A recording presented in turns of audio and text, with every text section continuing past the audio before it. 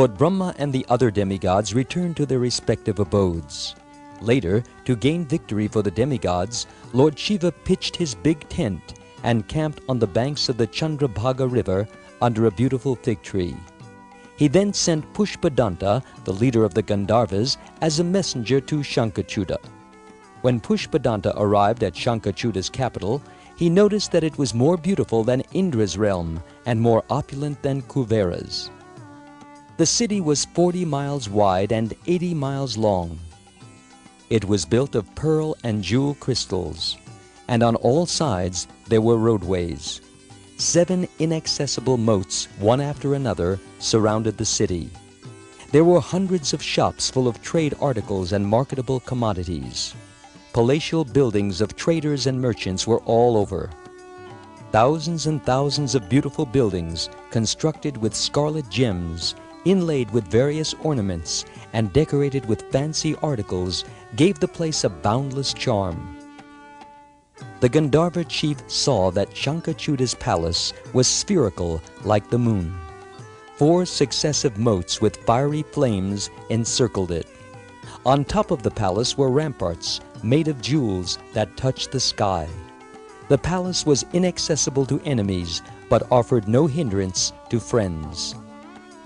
The 12 gates, decorated with lotuses, jeweled mirrors, paintings, and statues, were guarded by 12 gatekeepers.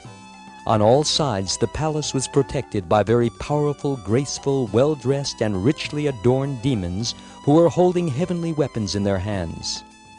When Pushpadanta approached the first gate, he saw that it was guarded by a man who had a hideous face, copper complexion, and tawny eyes, and who was smiling and holding a trident in his hand. Pushpadanta explained to him the purpose of his mission, that he was a war ambassador, and the guard allowed him to pass inside. The other gatekeepers did the same.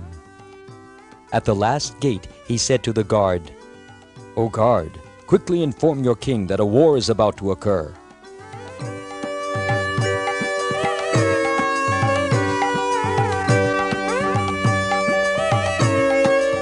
The guard did so and, obtaining Sankhacuda's permission, ushered the messenger inside. There, the Gandharva saw the well-formed, handsome demon seated in the center of the royal assembly on a golden throne. One attendant was holding a jeweled umbrella over the king's head, while other attendants were fanning him with white chamaras or whisks. Countless demons surrounded him, and armed guards walked here and there. Sankhacuda was beautifully dressed in heavenly garments, covered with garlands, and anointed with fragrance. Seeing all this, Pushpadanta was thunderstruck and said to Sankhacuda, "O king, I am a messenger of Lord Shiva, and my name is Pushpadanta. My lord has ordered me to tell you the following. The demigods have sought the protection of Lord Hari, so you had better restore to them their kingdoms and rights. Lord Hari has given his own trident to Lord Shiva and asked him to wage war against you if necessary.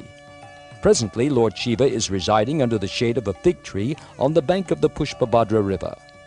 Either you must return to the demigods their property, or you must be ready to fight with Lord Shiva. What shall I tell my lord is your reply?" You had better leave. I shall go to him in the morning."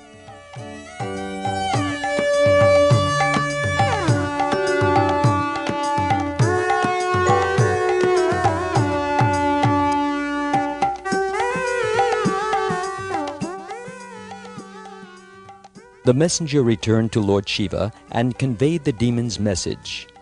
In the meantime, the following group of persons appeared before Lord Shiva: Kartikeya, Nandi, Mahakala, Bana, Manibhadra, the 8 Bhairavas, the 11 Rudras, the 8 Vasus, the 12 Adityas, Indra, Agni, Chandra, Vishvakarma, the 2 Ashwini Kumaras, Kuvera, Yama, Jayanta, Nalakuvara, Vayu, Varuna, Buddha, Mangala, Dharma, Shani, Kama, Ugrachanda, Kotari, the 100-armed Bhadrakali, as well as many other personages.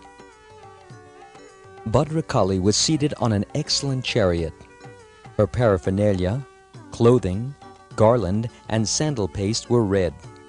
Inspiring her devotees with courage and infusing fear into the enemy, she began dancing, laughing, and singing. Her rolling tongue and the skull she held in her hand were each 8 miles in circumference. She carried a trident, an iron spear, conches, a wheel, mace, lotus, bow, arrows, dumbbells, a scimitar, thunder, the weapons of Vishnu and Varuna, a snake noose, the weapons of Agni, Narayan, Brahma, Gandharva, Garuda, Pashupati, a pestle, shield, staff, as well as other irresistible weapons.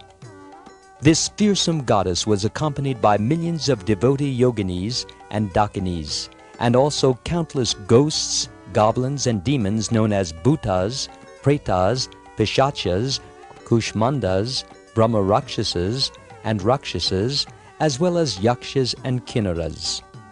Then Kartikeya bowed down to his father Lord Shiva, who asked him to sit on his left side and help him. The army remained there in battle array.